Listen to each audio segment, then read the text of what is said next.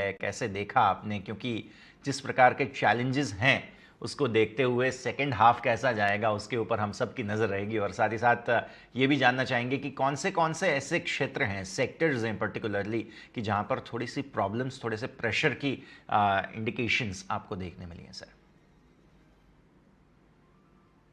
देखिए, first quarter का performance जो था वो हमारे एक्सपेक्टेशन के हिसाब से ही था। हमने साल के शुरुआत में ही कहा था कि फर्स्ट क्वार्टर में थोड़ी सी सॉफ्टनेस एक्सपेक्टेड है, बिकॉज जो प्रोजेक्ट्स हमारे कमेंस होने वाले थे उनको कमेंस होने में थोड़ा सा डिले हो रहा है। हालांकि हमारा ऑर्डर इनफ्लो काफी अच्छा है, और वैसे ही प्लान हुआ।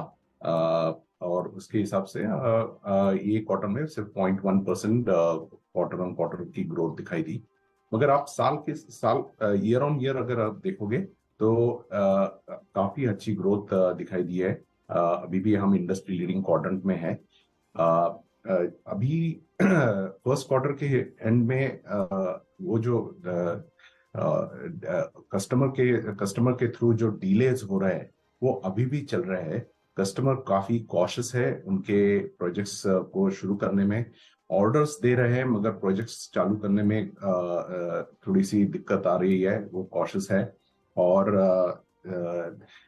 उसके हिसाब से जो हमने साल की शुरुआत में जो कहा था कि हम शायद डबल डिजिट ग्रोथ कर सकते हैं, वो अभी थोड़ी सी चैलेंजिंग लग रही है अगर ये डिलेज ऐसे ही रहे तो। मगर हम अगर हिस्ट्री को देखेंगे तो हिस्ट्री हमेशा यही बताती है कि कस्टमर्स अगर ऑर्डर दे रहे हैं वो ज्यादा देर तक वो ऑर्डर्स को होल्ड नहीं कर सकते। तो इसका मतलब है आज ये अगले क्वार्टर या थर्ड क्वार्टर में हमारी एक्सपेक्टेशन है कि ये और जो शुरुआत होने वाले प्रोजेक्ट्स की शुरुआत होनी चाहिए वो हो जानी चाहिए। और उसके हिसाब से H2 शायद हमारे लिए H1 से ज्यादा अच्छा रहेगा। तो ये एक जनरल ट्रेंड है। ये ट्रेंड हमको बैंकिंग फाइनेंशियल सर्विसेज इंडस्ट्री में ज्यादा करके दिख रहा है, जहां हमारा एक्सपोजर 38% है। हाईटेक में इस बार हमको अच्छी ग्रोथ दिखाई दी है, सिक्वेंशली भी और ईयर ऑन ईयर भी। तो उसके हिसाब से लग रहा है कि हाईटेक वर्टिकल अच्छा करेगा, बैंकिंग फाइनेंशियल सर्विसेज वर्टिकल अगर सेकंड क्वार्टर या थर्ड क्वार्टर से अच्छा करेगा तो H2 डेफिनेटली अच्छा रहना चाहिए। पर इस बार हम इतना ही कॉशियस कर रहे हैं कि हमें ये टाइमिंग का अंदाजा नहीं लगा सकते अभी। इसीलिए हम गाइडेंस देने से अभी गाइडेंस देना अवॉइड कर रहे हैं। बट हमारी ऑर्डर इनफ्लो को अगर देखेंगे तो डिमांड काफी अच्छी है, और जिस दिन टर्न अराउंड हो जाएगा वहां से ग्रोथ काफी अच्छी हो जाएगी।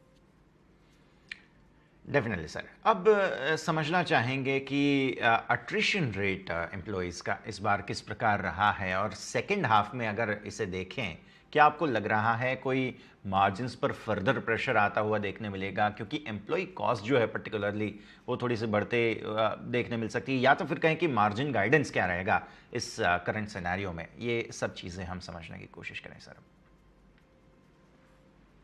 नहीं, एट्रिशन तो डेफिनेटली सॉफ्टन हो रही है। अब एनटीएम बेसिस पे ये क्वार्टर में हमारी 17.8% पे आ गई है। तो एट्रिशन डेफिनेट और फॉरवर्ड लुकिंग जो हम क्वार्टरली एनुअलाइज देखते हैं तो वो 15 से नीचे है पिछले दो क्वार्टर से। सो हमें लगता है अगले दो क्वार्टर में ये एट्रिशन रेट 15 से नीचे आना चाहिए।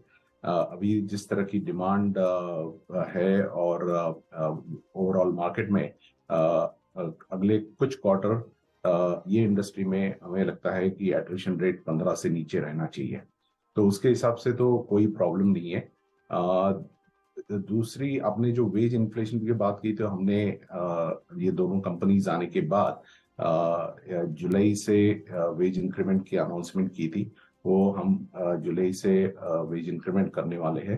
तो उसका इम्पैक्ट ऑलरेडी फैक्टर्ड इन किया हुआ है।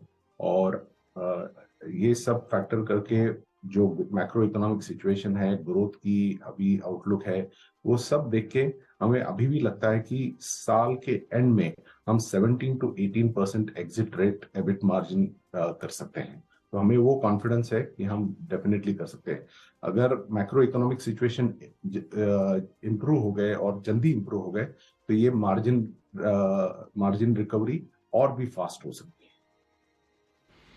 ठीक है सर। अब हम जानते हैं कि आपके पास अभी कैश का जो सरप्लस है वो काफ़ी हेल्दी है बैलेंस शीट पर, और ऐसी सिचुएशन में जैसे अनसर्टेन टाइम्स की हम जब बात कर रहे हैं, शेयर होल्डर्स के पे आउट के बारे में क्या आप थोड़ा सा उसको बढ़ाएंगे या नहीं, नंबर वन, और दूसरा कि क्या कोई एक्विजिशंस के ऊपर आपकी नज़र रहेगी यहाँ पर? नहीं, बिल्कुल। एक्विजिशन तो हमारे यहाँ कंटिन्यूसली इवेल्युएट होते रहते हैं। सर्टन सेक्टर्स है वहाँ एट्रिशन थोड़ा सा, सॉरी, वहाँ वैल्यूएशंस अभी भी थोड़े से स्ट्रेच्ड है। तो वहाँ हम देख रहे हैं कि कोई अच्छे कैंडिडेट्स मिले हमारी एक्सपेक्टेशन रेंज में तो डेफिनेटली वो हम एक्विजिशन करने की कोशिश करेंगे। दूसरी बात मैं आपको ये भी बताना चाहूंगा कि हमारे पास जो कैश बैलेंस है वो अच्छा है, मगर मुझे लगता है कि वो और अच्छा होना चाहिए और उसकी तरफ हमारी कोशिश चल रही है। पिछले 2 साल में हमारा कैपेक्स इन्वेस्टमेंट, जो सीटिंग कैपेसिटी इंफ्रास्ट्रक्चर पे हमारा कैपेक्स इन्वेस्टमेंट इतना नहीं था, because hybrid working model, work from home काफी हद तक चालू था। अभी भी हाइब्रिड और वर्क फ्रॉम होम है, मगर वी आर इंसिस्टिंग कि लोगों को अभी ऑफिस में आना चाहिए। तो हम कैपेक्स में भी काफी हद तक इन्वेस्टमेंट कर रहे हैं। सर्टन सिटीज में जहां हमारी एम्प्लॉय स्ट्रेंथ काफी बड़ी है और कैपेसिटी उतनी नहीं है, तो वहां हम कैपेक्स कर रहे हैं। तो ये दो चीजें, मर्जर्स एक्विजिशन पे फोकस है, कैपेक्स पे अगले 2 से 3 साल आपको कैपेक्स में इन्वेस्टमेंट दिखेगा। और तीसरा, हम हमारी कोशिश तो रहेगी कि हम डिविडेंड पे आउट जितना अच्छा कर सकते हैं वो करें।